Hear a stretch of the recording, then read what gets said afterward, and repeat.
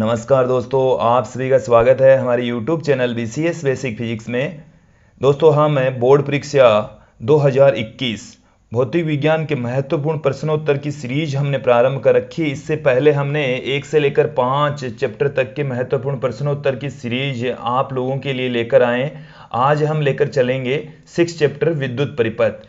इससे पहले आप हमारे YouTube चैनल को सब्सक्राइब जरूर कर लीजिए, बेल आइकन को भी दबा लीजिए ताकि आगे के चैप्टर्स की वीडियोज भी आपको तुरंत मिलती रहें। दोस्तों, इस वीडियो में आप महत्वपूर्ण ऑब्जेक्टिव टाइप के क्वेश्चंस, शॉर्ट आंसर टाइप के क्वेश्चंस और न्यूमेरिकल क्वेश्चंस देखने वाले हैं। चलिए दोस्तों, इस वीडियो को स्टार्ट करते हैं। पहला क्वेश्चन देखिए क्या है। किरचॉफ के नियमानुसार किसी विद्युत परिपथ में किसी संधि पर, देखिए जो किरचॉफ का पहला नियम है वो ये कहता है कि किसी संधि पर मिलने वाली धाराओं का बीजगणितीय योग शून्य होता है, अर्थात समेशन i इक्वल टू 0। अर्थात हम ये कह सकते हैं कि i1 plus i2 plus i3, इसी तरीके से जो धाराओं का योग होता है वो शून्य होता है, जो बीजगणितीय योग शून्य होता है। तो यहाँ पर आप देखेंगे जो पहला ऑप्शन है कि धाराओं का बीजगणितीय योग नगण्य होता है, अर्थात ये ऑप्शन नहीं आएगा। धाराओं का बीजगणितीय योग शून्य होता है, ये ऑप्शन सही है। धाराओं का बीजगणितीय योग अनंत होता है, ये गलत है। धाराओं का मान शून्य होता है, ये भी गलत है। तो इस क्वेश्चन का जो आंसर है वो हमारे को मिलेगा ब। सेकंड क्वेश्चन देखिए क्या है कि विभवमापी विभवांतर मापने का ऐसा उपकरण है जिसका प्रभावी प्रतिरोध, देखिए जब विभवमापी की सहायता से हम विभवांतर का मापन करते हैं, विभवमापी जिस समय पाठ्यांक देता है उस समय उसका जो प्रतिरोध है वो इस तरीके से व्यवहार करता है जैसे उसमें से कोई विद्युत धारा प्रवाहित नहीं हो रही, और जब उसमें से विद्युत धारा का प्रवाह नहीं होता है तो वो अनंत प्रतिरोध की भांति व्यवहार करता है। ऐसे कार्य करता है जैसे उसका प्रतिरोध अनंत हो, और जब विभवमापी का प्रतिरोध अनंत होता है तो वो शून्य धारा ग्रहण करता है और सही पाठ्यांक देता है, त्रुटि रहित पाठ्यांक देता है। तो इसमें ब ऑप्शन आएगा, अनंत उसका प्रभावी प्रतिरोध हो जाता है। तो इसमें भी ऑप्शन आएगा ब। फिर अगले क्वेश्चन की ओर चलते हैं। अगला जो हमारा क्वेश्चन है वो देखिए क्या है। अगला जो क्वेश्चन है वो है कि किरचॉफ के प्रथम और द्वितीय नियम आधारित हैं। जो किरचॉफ का पहला नियम है वो आवेश संरक्षण नियम पर आधारित है, दूसरा जो नियम है वो ऊर्जा संरक्षण नियम पर आधारित है। तो यहाँ पर पहले नियम में जो प्रथम नियम है उसमें आवेश संरक्षित रहता है, द्वितीय नियम के अंदर ऊर्जा संरक्षित रहती है। तो ये जो क्वेश्चन है थर्ड, इसका ऑप्शन आएगा ए। नेक्स्ट क्वेश्चन की ओर बढ़ते हैं। वो हमारे पास में कि चित्र में दर्शाए परिपथ में A एवं B के मध्य विभवांतर होगा। हमें एक सर्किट दे रखा है, इस सर्किट के अंदर दो बिंदु दे रखे हैं, एक बिंदु A दूसरा बिंदु B, और इन दोनों बिंदुओं के मध्य हमें विभवांतर ज्ञात करना है। एक बार इस सर्किट को अच्छे से देख लीजिए कि यहाँ से 2 एम्पियर की धारा आ रही है, वो इधर और इधर दो भागों में टूट जाती है। ये इधर से R1 तथा R2 प्रतिरोध में से गुजरती है, इधर R2 और R1 में से, अर्थात दोनों ही तरफ समान आवेशों में से गुजरती है। तो इसमें से 1 एम्पियर की धारा बहती है, इसमें से भी 1 एम्पियर की धारा बहती है।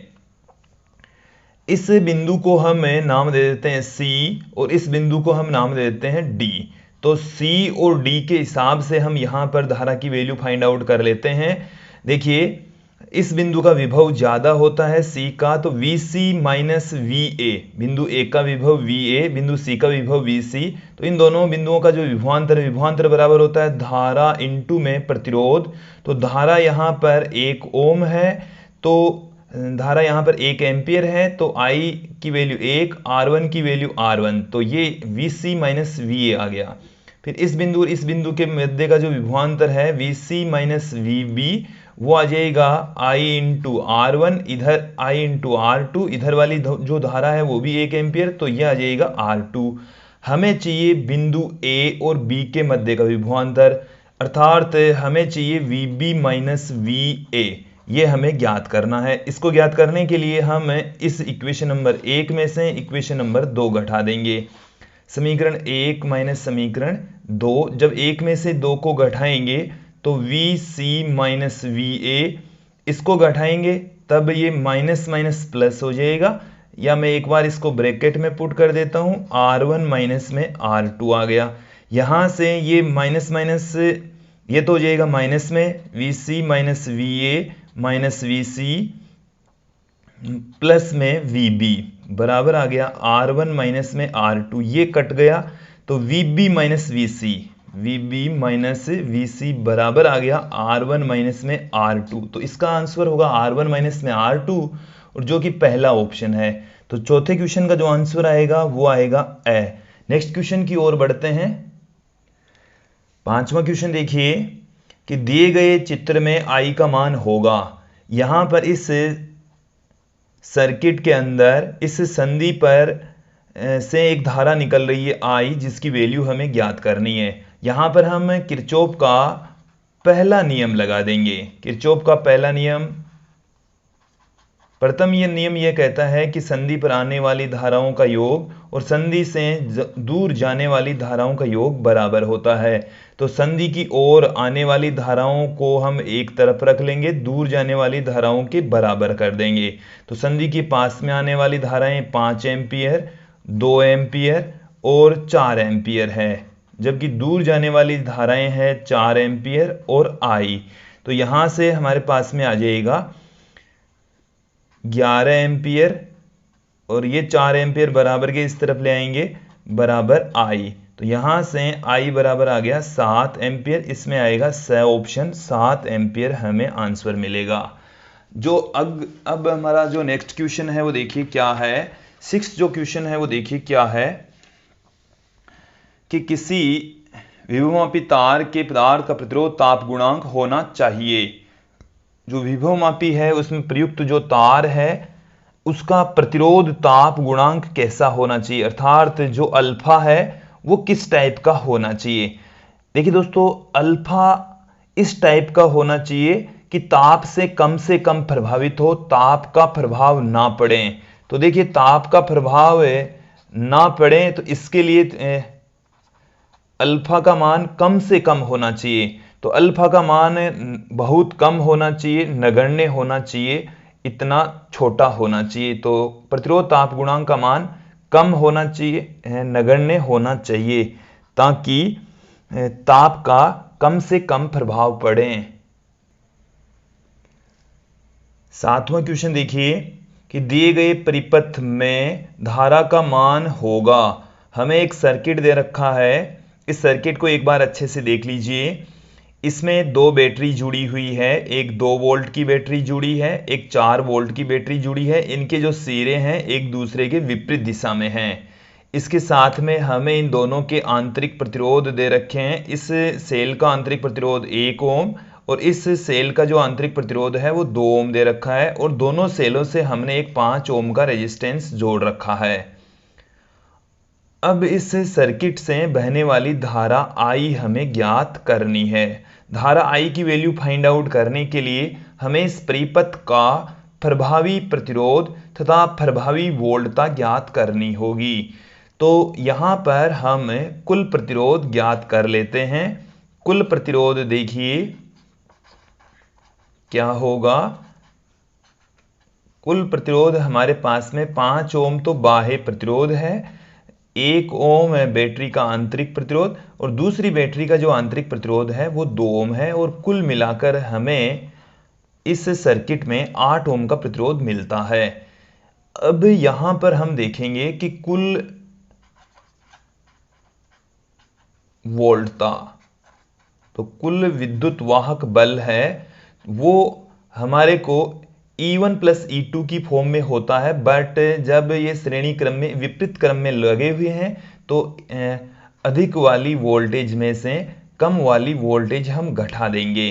तो यहां से अधिक वाली वोल्टेज यहां पर 4 वोल्ट है, कम वाली वोल्टेज यहां पर 2 वोल्ट है। तो यहां पर प्रभावी जो वोल्टता है वो 2 वोल्ट होगा। तो चाहे आप इसमें E2 माइनस E1 भी कर सकते हैं, कोई फर्क नहीं पड़ता, बट 4 वोल्ट E2 का मान होगा उस कंडीशन, मतलब अधिक वाले में से कम वाले घटाकर हम फाइनली कुल वोल्टता देख लेंगे।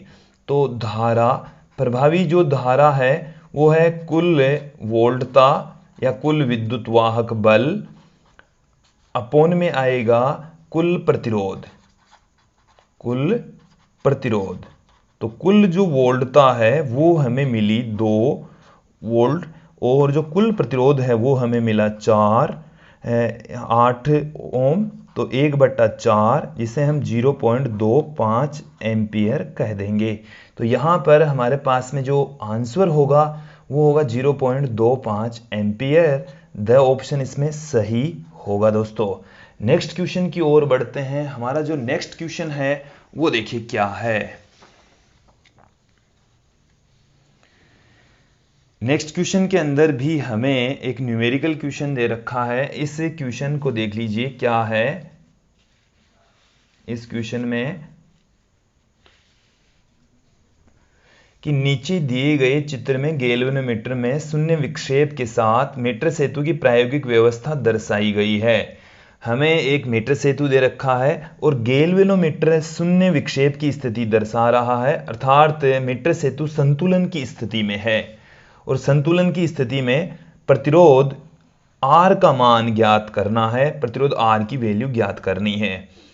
देखिए दोस्तों, यहां पर हमें इस की वैल्यू ज्ञात करनी है। हम मीटर सेतु के लिए संतुलन की जो लंबाई है वो हमें 20 सेंटीमीटर दे रखी है, और जो ज्ञात प्रतिरोध है वो हमें 55 ओम दे रखा है, और अज्ञात प्रतिरोध जिसे हम S से लिखते हैं वो हमें ज्ञात करना है। तो ये यहां पर S की भांति काम कर रहा है।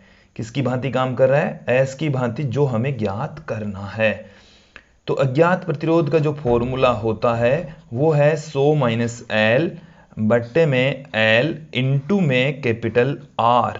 तो यहां से आप देखेंगे 100 माइनस में 20 अपॉन 20 इंटू में 55, तो यहां से आ गया हमारे पास में 80 बट्टे में 20 इंटू में 55। यहां से ये 4 बार में कैंसिल हो गया, तो 55 को जब 4 से गुणा करेंगे तो 220 ओम आ जाएगा। तो इसका जो आंसर है वो आएगा 220 ओम। तो ये जो 220 ओम है वो ए पार्ट में है, इसका आंसर आएगा ए। नेक्स्ट क्वेश्चन की ओर बढ़ते हैं। अब हमारा जो नेक्स्ट क्वेश्चन है वो देखिए क्या है। किरचॉफ के संधि नियम का गणितीय रूप लिखिए। देखिए, किरचॉफ का जो नियम है वो मैं आपको एक बार बता देता हूं, आप सुन लीजिए, ध्यानपूर्वक सुन लीजिए कि किरचॉफ का जो संधि नियम है वो ये कहता है कि किसी संधि पर मिलने वाली धाराओं का बीजगणितीय योग शून्य होता है। जैसे ये हमारे पास में कोई संधि है और इस संधि पर आने वाली जो जितनी भी धाराएं हैं और जाने वाली जितनी भी धाराएं हैं, जैसे ये धारा I1 है, ये I2 है, ये I3 है, ये I4 है, ये I5 है, तो इन सब का जो बीजगणितीय योग होता है वो शून्य होता है। अर्थात इस डायग्राम के अकॉर्डिंग आने वाली धाराओं को यदि पॉजिटिव ले लें, दूर जाने वाली धाराओं को यदि हम नेगेटिव ले लें, तो हमें देखिए क्या मिलेगा। I1 प्लस में, I2 माइनस में, I3 भी माइनस में, और I4 प्लस में, और I5 माइनस में, और इन सब का योग आ जाएगा 0। वैसे गणितीय रूप यही है। नेक्स्ट क्वेश्चन की ओर बढ़ते हैं। हमारा जो नेक्स्ट क्वेश्चन है वो क्या है। 10वां क्वेश्चन देखिए, व्हीटस्टोन सेतु की संतुलित अवस्था के लिए प्रतिबंध लिखिए। हम व्हीटस्टोन सेतु की संतुलन की स्थिति में जानते हैं कि जो 4 प्रतिरोध होते हैं उनमें से लगातार जुड़े 2 प्रतिरोध का जो अनुपात है वो शेष लगातार जुड़े हुए 2 प्रतिरोधों के अनुपात के बराबर होता है।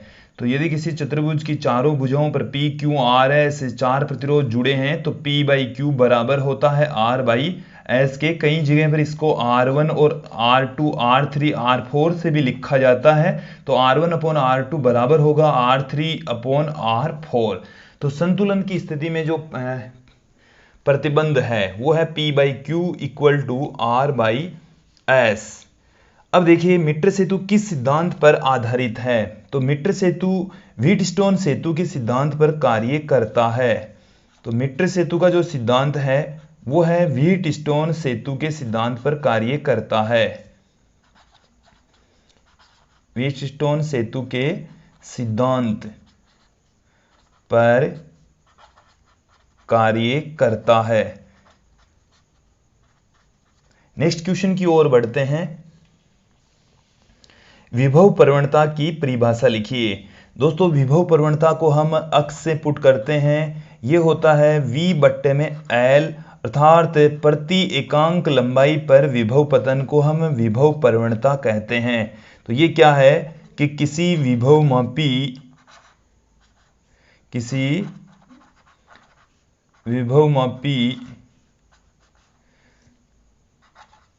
के तार की प्रति एकांक लंबाई पर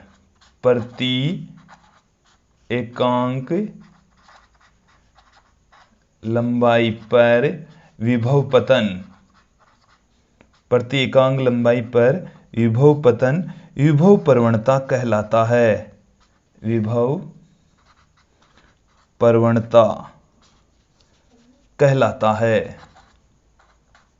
विभव प्रवणता कहलाती है और ये इसका फॉर्मूला होता है। अक्स का जो मात्रक है वो भी यहाँ पर देख लीजिए, हमने इसका एक क्वेश्चन भी आगे इंक्लूड किया है, वोल्ट प्रति मीटर इसका मात्रक होता है। नेक्स्ट क्वेश्चन की ओर चलते हैं। दोस्तों अभी तक आपने यदि हमारे YouTube चैनल को सब्सक्राइब नहीं किया है तो सब्सक्राइब जरूर करें, बेल आइकन को भी दबाएं ताकि आपको लेटेस्ट वीडियोस मिलते रहें, नेक्स्ट चैप्टर के जो इंपॉर्टेंट क्वेश्चंस के वीडियोज हैं वो मिलते रहें। हमारा जो अगला क्वेश्चन है वो है 13वां क्वेश्चन। एक विभवमापी के तार की लंबाई 10 मीटर है, 1.1 वोल्ट विद्युत वाहक बल का मानक सेल तार की 8.8 मीटर लंबाई पर संतुलित होता है, तो इस विभवमापी से अधिकतम विभवांतर कितना माप सकते हैं। एक बार इस क्वेश्चन को आप देख लीजिए कि जो टोटल लंबाई है विभवमापी तार की वो है 10 मीटर। हमें जो मानक सेल दे रखा है उस मानक सेल का जो विद्युत वाहक बल है ES वो हमें दे रखा है 1.1 वोल्ट। इसके साथ में इसके लिए जो संतुलित लंबाई है वो हमें दे रखी है L0 बराबर 8.8 मीटर। तो देखिए दोस्तों यहां से हम अक्स विभव प्रवणता फाइंड आउट कर लेते हैं, विभव प्रवणता कितनी होगी। तो विभव प्रवणता का जो फॉर्मूला है वो देखिए अक्स बराबर ES अपॉन L0। ES की वैल्यू है 1.1 और L0 की वैल्यू है 8.8, तो 1/8 वोल्ट प्रति मीटर ये आ गई हमारे पास में विभव प्रवणता। तो जो अधिकतम विद्युत वाहक बल मैक्सिमम जो विभवांतर है किसी इस विभव मापी की सहायता से कितना माप सकते हैं। तो मैक्सिमम विभवांतर के लिए जो विद्युत वाहक बल है E मैक्सिमम बराबर अक्स L मैक्सिमम। तो L मैक्सिमम कैपिटल L के बराबर है। तो अक्स की जो वैल्यू है हमारे पास में है 1/8, L की जो वैल्यू है वो है 10। तो यहां से 10/8 तो अर्थात 1.25 वोल्ट इसकी सहायता से मापा जा सकता है। नेक्स्ट क्वेश्चन की ओर बढ़ते हैं। हमारी इस वीडियो का जो अगला क्वेश्चन है वो है कि विभवमापी के मानकीकरण के लिए कौन कौन से सेल उपयोग में लेते हैं। तो देखिए दोस्तों विभवमापी के मानकीकरण के लिए डेनियल सेल के साथ में कैडमियम सेल का भी प्रयोग कर सकते हैं। तो डेनियल सेल का प्रयोग कर सकते हैं या कैडमियम सेल का भी प्रयोग किया जा सकता है। तो विभवमापी के मानकीकरण के लिए डेनियल सेल या कैडमियम सेल का प्रयोग होता है। नेक्स्ट क्वेश्चन की ओर चलते हैं। जो अगला जो हमारा क्वेश्चन है वो भी किरचॉफ के नियम पर आधारित है, किरचॉफ के पहले नियम पर आधारित है कि दिए गए चित्र में धारा I का मान क्या होगा। ये ऐसा क्वेश्चन बोर्ड एग्जाम में पूछा जा चुका है, तो इस क्वेश्चन को अच्छे से समझ लीजिए। यहाँ से इस डायग्राम में देखिए कि 0.7 एम्पियर धारा आ रही है, यहाँ से 1.2 एम्पियर आ रही है। तो इस संधि पर आने वाली धाराएं हैं 0.7 और 1.2। तो यहाँ से जो धारा जाएगी वो 1.2 प्लस 0.7, तो इस धारा को मैं नाम दे दूं यदि I1, तो I1 का जो मान होगा वो 0.7 प्लस 1.2 अर्थात इसकी वैल्यू आ जाएगी 1.9 एम्पियर। यहाँ से 1.9 एम्पियर में से 0.8 एम्पियर यहाँ पर चली गई, तो यहाँ पर इस वाले पार्ट में, इस वाले छोटे से पार्ट में जैसे धारा I2 प्रवाहित हो रही है, तो ये जो I2 है वो इसमें से जो I धारा I1 उसमें से 0.8 कम हो गई है। I1 की वैल्यू है 1.9, इसमें से 0.8 यदि हम घटा दें तो ये रह जाएगी 1.1 एम्पियर।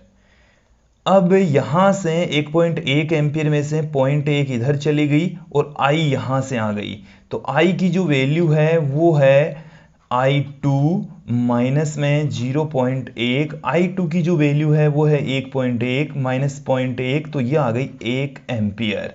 तो दोस्तों इस क्वेश्चन का जो आंसर है वो है 1 एम्पियर।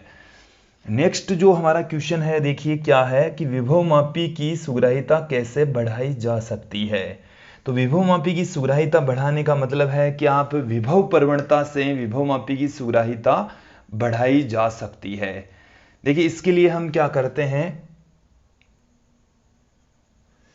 विभवमापी की सुग्राह्यता बढ़ाने के लिए हम विभव प्रवणता का मान कम से कम होना चाहिए, विभव प्रवणता कम से कम होनी चाहिए, और विभव प्रवणता कम से कम होने के लिए जो विभवमापी में प्रयुक्त तार है वो अधिक से अधिक होना चाहिए।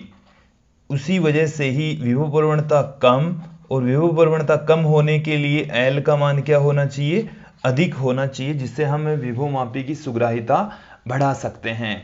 नेक्स्ट क्वेश्चन की ओर चलते हैं। हमारा जो अगला क्वेश्चन है वो है कि किरचॉफ का द्वितीय नियम लिखिए। जो किरचॉफ का दूसरा नियम है वो क्या है।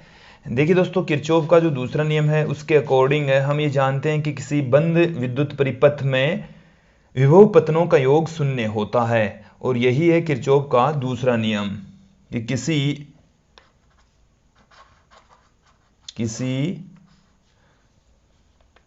बंद विद्युत परिपथ में, किसी बंद विद्युत परिपथ में विभव पतनों का योग शून्य होता है, विभव पतनों का योग शून्य होता है। इसका मतलब समझ लीजिए क्या है कि एक बंद परिपथ है और उसमें लगाए गए जो वोल्टेज हैं वो और उस पर ड्रॉप जो वोल्टेज है उन सभी का योग शून्य होता है। या आप ऐसे कर सकते हैं कि आरोपित जो वोल्टता है उसका मान अन्य जो विद्युत अवयव है उन पर विभव पतनों की योग के बराबर होता है। तो ये भी एक सही रूप है, गणितीय रूप इसका ये होता है समेशन V इक्वल टू 0, कि किसी बंद विद्युत परिपथ में विभव पतनों का योग शून्य होता है। 18वां क्वेश्चन देखिए कि व्हीटस्टोन सेतु की भुजाओं में प्रतिरोध चित्र में दर्शाए अनुसार लगे हुए हैं। चित्र में अक्स का मान कितना होना चाहिए कि व्हीटस्टोन संतुलित अवस्था में आ जाए। देखिए दोस्तों, व्हीटस्टोन सेतु की संतुलन की स्थिति के लिए हम जानते हैं कि P/Q बराबर होना चाहिए R/S के। ये व्हीटस्टोन सेतु की संतुलन की स्थिति होती है। दोस्तों हम ये जानते हैं कि यहाँ पर ये है P, तो P बराबर है 100 ओम, Q बराबर है 10 ओम, और ये है R। ये टोटली जो इनका जो परिणामी प्रतिरोध होगा वो R होगा, और ये है दोस्तों S। तो यहाँ पर आप देख लीजिए कि इन सब की वैल्यू यदि हम पुट कर दें तो यहाँ पर हमारे पास में R की जो वैल्यू है वो निकल कर आ जाएगी। P की जो वैल्यू है दोस्तों वो है 100, Q की जो वैल्यू है वो है 10, और R की जो वैल्यू है वो है, हम R ही रहने देते हैं इसे, और S की जो वैल्यू है वो है 5। तो यहाँ से 1 0 से 1 0 कैंसिल हो जाएगा, और R की जो वैल्यू है वो हमें मिल गई है 50 ओम। तो इन दोनों का 100 ओम तथा अक्स दोनों का तुल्य प्रतिरोध 50 ओम है। तो ये दोनों प्रतिरोध समांतर क्रम में संयोजित हैं। तो समांतर क्रम में इनका जो तुल्य प्रतिरोध है वो है R, जो कि 1/100 प्लस 1/x के बराबर है। r की जो वैल्यू है वो अभी हमने फाइंड आउट कर ली है यहाँ पर। तो देखिए क्या आ जाएगा, r की जो वैल्यू है वो है 50। तो 1/50 बराबर 1/100 प्लस 1/x। तो यहां से आप देखेंगे 1/x बराबर 1/50 माइनस 1/100। यहां से हमारे पास में लघुत्तम आ गया इसका 100। तो 2 माइनस 1 बराबर आ गया 1/100। तो x बराबर हमें मिल गया है दोस्तों, x बराबर हमें मिल चुका है 100 ओम।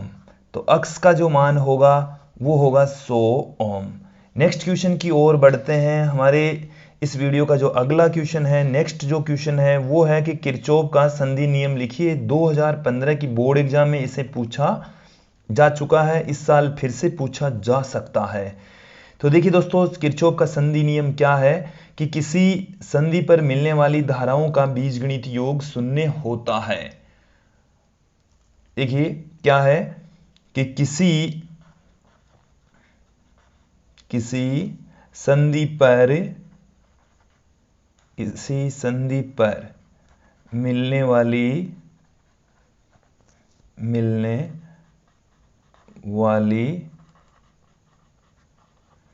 धाराओं का बीजगणितीय योग शून्य होता है। बीजगणितीय योग कितना होगा? शून्य होता है। समेशन i इक्वल टू 0, ये इसका गणितीय रूप है। हम इसको दूसरे तरीके से भी कह सकते हैं कि संधि पर आने वाली धाराएं और संधि से दूर जाने वाली धाराएं बराबर होती है। आने वाली धाराएं ये बराबर होगी, दूर जाने वाली, ये संधि से ही है, दूर जाने वाली धाराएं। दोस्तों अगले क्वेश्चन की ओर चलते हैं। अगला जो हमारा क्वेश्चन है वो क्या है, देखिए ये भी एक न्यूमेरिकल क्वेश्चन ही है। क्या है?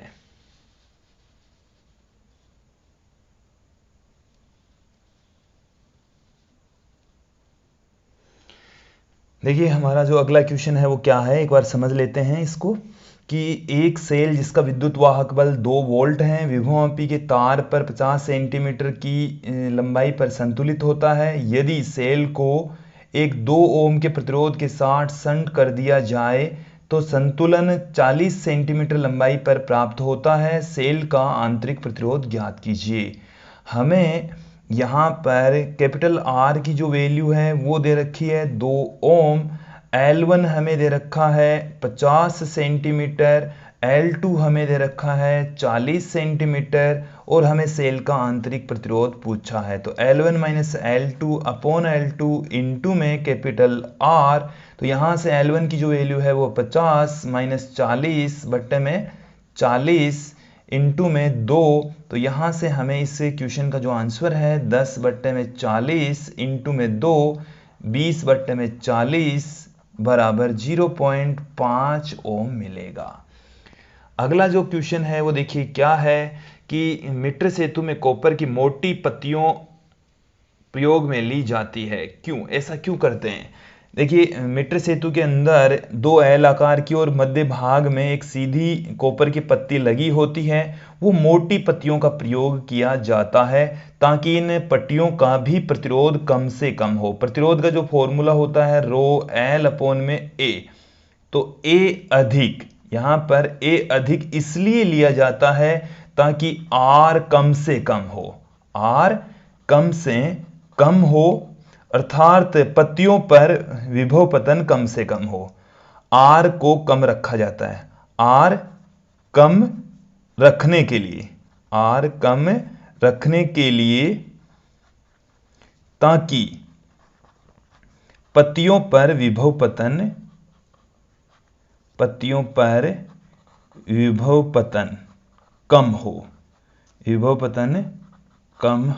कम से कम हो, इसलिए मीटर सेतु में कॉपर की मोटी पत्तियों का प्रयोग किया जाता है। देखिए दोस्तों अब हम नेक्स्ट जो हमारा क्वेश्चन है वो लेकर चल रहे हैं, शून्य विक्षेप की स्थिति में प्रतिरोध R का मान क्या होगा। देखिए दोस्तों, ये एक व्हीटस्टोन सेतु की संतुलन की स्थिति है और व्हीटस्टोन सेतु में हम जानते हैं P/Q बराबर होता है R/S के।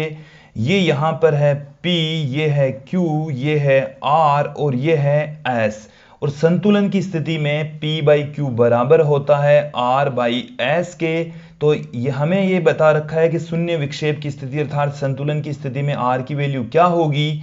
तो यहां से इन सब की वैल्यू पुट कर देते हैं। तो P बराबर है 6, Q बराबर है 24, R बराबर है 12 और S का मान R है जो हमें ज्ञात करना है। ये हमें ज्ञात करना है दोस्तों। तो यहां से आप देखेंगे R बराबर हमें क्या मिलने वाला है, 12 इंटू में 24/6। तो ये यहाँ से 2 बार में कैंसिल हो गया। R बराबर हमारे पास में 48 ओम आ चुका है। दोस्तों, यदि अभी तक आपने हमारे YouTube चैनल को सब्सक्राइब नहीं किया है, बेल आइकन नहीं दबाया है, तो दबा लीजिए ताकि आपको लेटेस्ट वीडियोस मिलते रहें। नेक्स्ट चैप्टर की वीडियोस के लिए आप हमारे YouTube चैनल को सब्सक्राइब करें, बेल आइकन जरूर दबाएं। अगला जो क्वेश्चन है वो है विभव प्रवणता का मात्रक क्या होता है। तो अक्स बराबर होता है V/L। तो अक्स का जो मात्रक है वो क्या होगा, यहां से देख लीजिए। अक्स का मात्रक, इसका मात्रक है वोल्ट और L का मात्रक है मीटर। L का मात्रक है मीटर, तो वोल्ट प्रति मीटर इसका मात्रक होता है। इस वीडियो का जो अंतिम क्वेश्चन है वो देख लीजिए क्या है। मीटर ब्रिज का जो तार है वो क्या है, किससे बना होता है। आपके रिक्तस्थान टाइप के क्वेश्चंस भी आ सकते हैं, ब्लैंक्स वाले क्वेश्चन भी आ सकते हैं। तो ये कॉन्स्टेंटन का बना होता है, कॉन्स्टेंटन का बना होता है। तो जो मीटर ब्रिज का तार होता है वो कॉन्स्टेंटन मिश्र धातु का बना होता है। तो दोस्तों, ये था हमारा 6th चैप्टर विद्युत परिपथ और इससे रिलेटेड महत्वपूर्ण प्रश्नों का संग्रह। आज के इस वीडियो में इतना ही। धन्यवाद दोस्तों।